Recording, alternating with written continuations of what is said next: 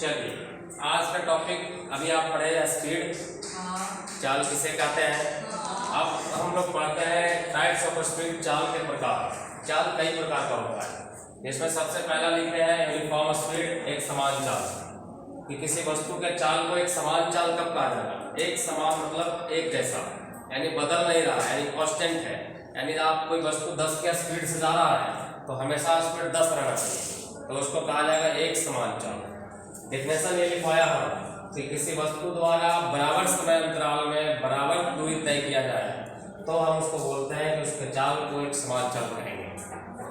बराबर समय अंतराल में, जैसे एक हम फिगर बनाए हैं यहाँ पे कि एक कार है कोई जो यहाँ से चल करके बी पॉइंट पे, फिर सी पे, फिर डी पे, फिर ई पॉइंट पे आता है और हर जगह जाने में इसको 2-2 मिनट ही लग रहा है।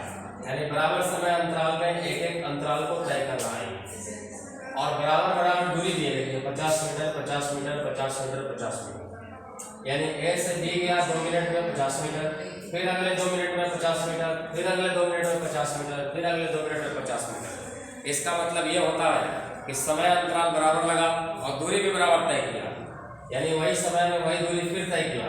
अर्थात यह इतना स्पीड नहीं बदल रहा है, एक जैसा चाल से चल रहा होगा, इसीलिए इसका चाल एक समान चाल का रखा है। इसका जस्ट विपरीत है दूसरा नॉन यूनिफॉर्म स्पीड, असमान चाल। वो था एक समान, यह असमान, यानी एक समान नहीं है। असमान का मतलब बराबर नहीं है। जैसे कोई वस्तु बराबर समय अंतराल में यदि असमान दूरी तय करे, यानी समय अंतराल बराबर रखेंगे 1-1 मिनट का 2-2 मिनट का, लेकिन उस अंतराल में जो तय किया गया दूरी है वो अलग अलग हो जाए, तब बोला जाएगा कि उसकी चाल जो है वह समान चाल है। जैसे फिर एक फोटो बनाया कि कोई वस्तु ए से बी पे गया 1 मिनट में 50 मीटर तय किया, फिर बी से सी पे गया 1 मिनट में, यानी समय अंतराल वही है लेकिन 50 मीटर की जगह 80 मीटर गया।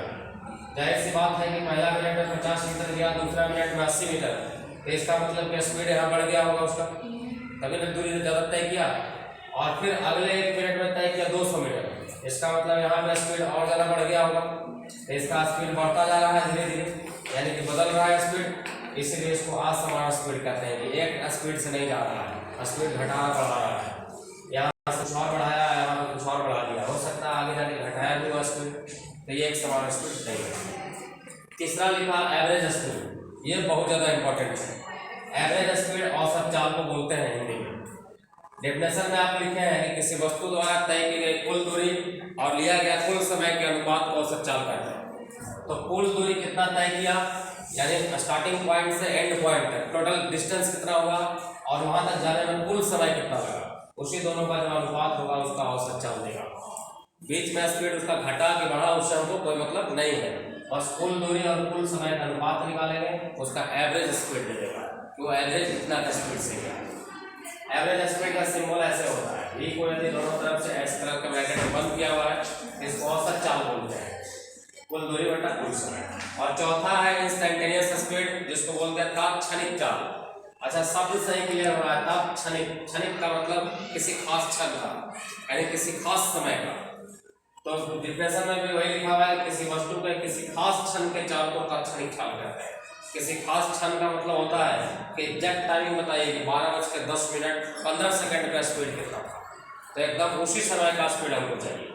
तो उसको निकालने के लिए डिफरेंशिएशन का सहारा लिया जाता है, यानी डी इंस्टेंटेनियस बराबर del S by del T, ये डिस्टेंस है और एक समय है, इसका रेट ऑफ चेंज निकालेंगे, limit delta T tend to 0, यानी जब समय का वैल्यू 0 की तरफ टेंड करना हो, यानी बहुत छोटा समय है, इसी को डिफरेंशिएशन बोला जाता है। यानी इंस्टेंटेनियस स्पीड निकालना है तो D S by D T, अर्थात जो दूरी का आपका यानी जो पोजीशन का आपका समीकरण दिया रहेगा उसको समय के रिस्पेक्ट में डिफरेंशिएट कर देंगे तो आपका तात्क्षणिक चाल मिल जाएगा।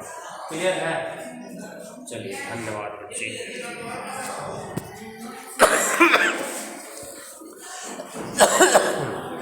क्लियर है मैटर? सही से बैठो, पैर और नीचे करके बैठो।